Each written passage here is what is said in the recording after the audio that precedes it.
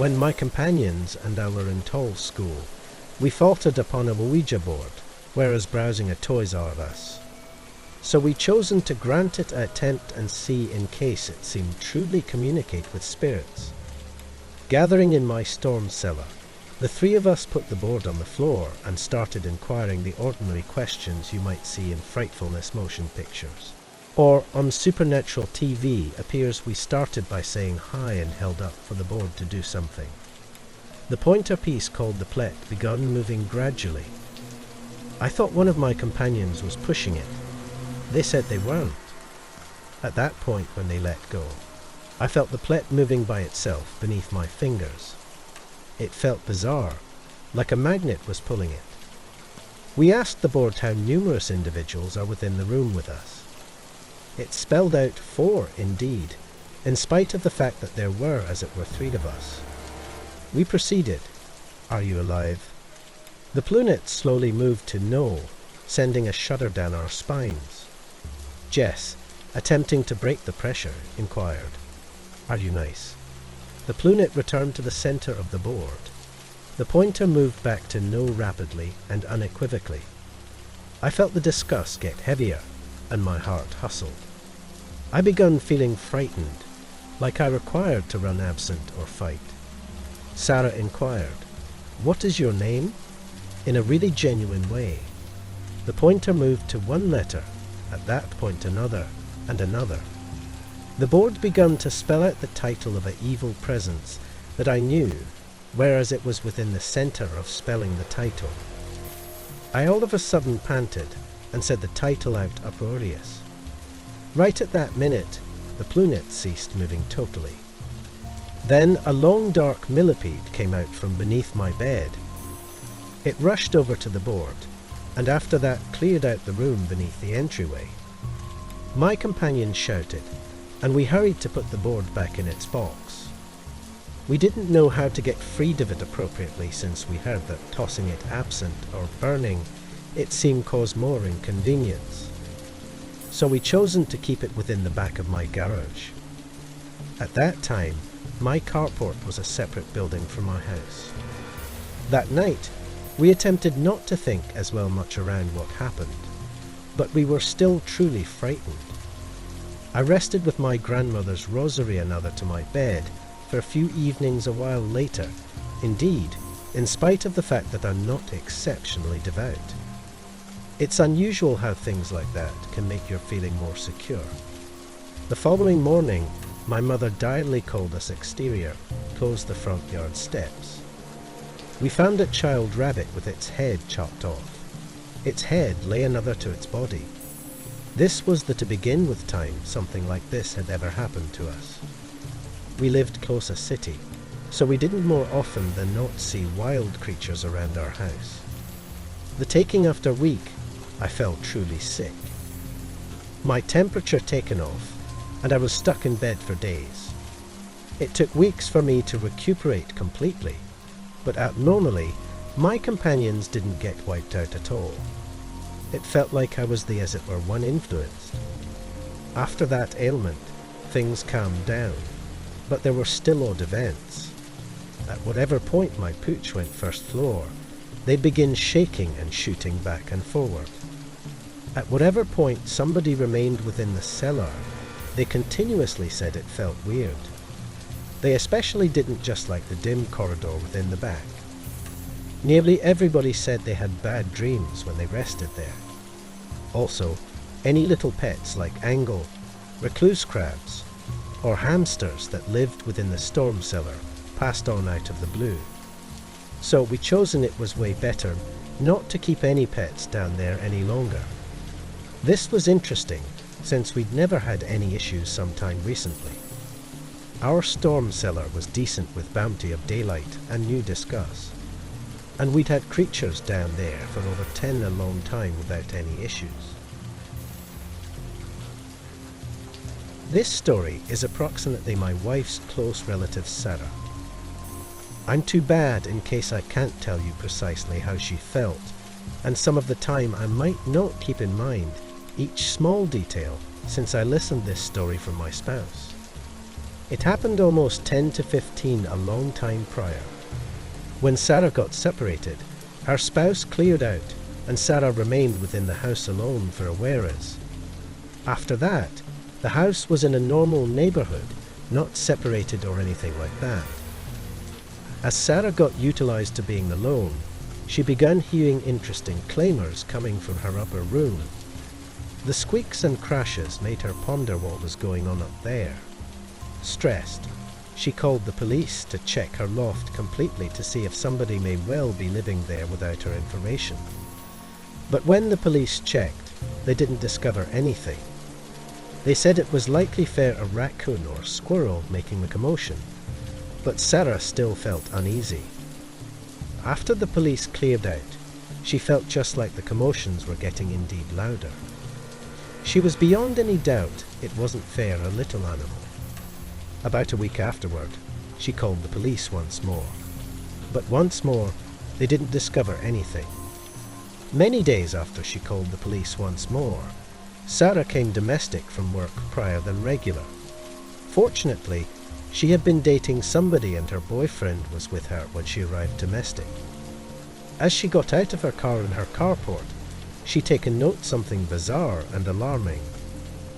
A match of sloppy boots by the entryway. I like to think that in case Sarah had been alone, she wouldn't have gone interior the house. But gratefully, her boyfriend was with her. They entered the house carefully and found a man standing exposed within the clothing room, doing his clothing. Sarah attempted to call the police, but the phone wasn't working, so she went another entryway to utilize their phone instead. I do not keep in mind all the subtle elements clearly, but they somehow kept him within the house until the police came and took him absent. It turns out this fellow had been getting into the house somehow and had been remaining within the upper room. The police found a little gap within the loft over Sarah's room where he had been observing her. On that day, he cut the phone lines and stowed away a cut beneath her pad. We are able as it were envision what might have happened in case she had been alone when she got domestic, but fortunately she wasn't. I do not know much else around the fellow, but that the police took him absent and he probably went to in prison. When I was 17, my companion George got assaulted by something extraordinary, whereas I was there. Me and my buddies got truly inquisitive about Ouija sheets towards the conclusion of Tall School. We went through parcels of evenings together, swarmed around one, moving the pointer thing. We had distinctive encounters with it. A few were a bit abnormal or fair, appeared like luckiness. We regularly hung out in George's family carport, like numerous individuals do. It was dull, damp, and full of other peculiar stuff. George was curious about the Ouija board, similar to the rest of us, but things changed when it appeared to centre on George. We inquired it questions amid our sessions, like who it was, what it needed, and indeed senseless things like speculating how numerous fingers we were holding behind our backs. We still weren't beyond any doubt on the off chance that it was genuine. We inquired the soul who they were, and they said they needed to murder George. George got truly frightened, but he didn't need to see frightened, so he kept going. In another session, we inquired the same questions once more. This time, a distinctive soul said it was the same one from some time recently, and still needed to harm George. Since of the frightening stuff that happened to George after those occurrences, he made him not need to join our Ouija board sessions any longer, but the rest of us were still inquisitive and not prepared to halt. So, on the ultimate night, we played with the Ouija board. We set up in George's carport like normal. George didn't need to connect in, but he let us utilize his carport for our Ouija board session. It was just George, 2 young ladies, and me that night. We turned off the lights and got everything ready. We even lit 1 or 2 of candles to create it more terrifying. George and 1 young lady sat on one side, and the other young lady and I sat on the inverse side. It was winter, so we all wore coats since the carport wasn't warm sufficient. The three of us were fair beginning with the Ouija board when all of a sudden George's coat sleeve caught on fire. I saw him waving his arm around, attempting to put out the fire. I rapidly turned on the lights, and George overseen to quench the fire. Before long after, we all rushed out of the carport and went down to his storm cellar. After we calmed down a bit, we centred on George. He took off his coat and demanded his arm was affirmed. We checked, and there wasn't a single check on his skin. At that point we looked at his coat sleeve, which was presently charred. The burn was almost the measure of a clench hand, and went through the layers of the coat, nearly coming to the internal layer of cloth. The scariest portion was unquestionably the shape on the coat, which looked like a goat's hoof. We covered up the coat for some days because we were scared. But at that point George and I decided to require it out once more to undertake to clarify what happened. Sadly, it didn't turn out how we trusted. We realized there were open flares within the room, and George had a cigarette in his hand, which may have caused the fire. We tried holding it against the other coat arm numerous times. We indeed utilized a lighter to form a comparable fire, but no matter what we did, we couldn't make a burn that looked like a foot. In the long run, I began pondering in the event that George had deliberately set up the total thing to frighten us absent from utilizing the Ouija board. He unquestionably had a reason to do it. It happened a decade back, but George and I are still near friends. Sometimes I attempt to urge him to confess what happened, but he continuously says the same thing. He cherished that coat and was fair as stunned and frightened as we were. This isn't my possessed story. It's approximately my stepdad. We were on excursion, and one day we began talking almost apparitions and Ouija sheets. He shared an extremely frightening story, approximately his experience with a Ouija board. Here's what I keep in mind from what he told me. One time, my stepdad's companion was truly into Jack the Ripper. He got fascinated by talking to spirits with a Ouija board, so he got one and inquired his guardians to connect him for a session. My stepdad and one or two of other companions went along as well. His companion attempted to contact the spirit of Jack the Ripper, and they really got an answer. They made beyond any doubt no one was messing around, checking that no one was moving the plate on reason. His friend was excited and began assaulting the soul with questions. What my stepdad recalled clearly was that the soul claimed to be the soul of an executioner. It claimed to be Jack the Ripper, but at that point it said there were numerous executioners sometime recently and after him. At that point somebody inquired in case this soul was lively in somebody nowadays. The board spelled out demur. This happened 6 months. Sometime recently Jeffrey Dahmer got to be popular across the country. So there's no way anybody was moving the plunet to spell out his title arbitrarily.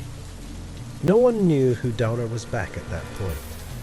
They didn't get it what it implied, so they ceased utilizing the Ouija board. But his companion kept having more sessions with other companions and alone. He began feeling increasingly frightened. When Jeffrey Dahmer's title hit the news, he cracked out and called all his companions to tell them what happened. After that, they couldn't reach him any longer. They went to his house and found him stowing away in his bedroom closet with a weapon and a cut, truly. Frightened, his walls were secured in sticky notes which he preferred to utilize apart. There were so numerous notes that they looked like backdrop, and each single one said, "Jack's back." They made a difference him calm down a bit, and they got freed of the Ouija board, either by tossing it absent or burning it. Thank you for watching the video.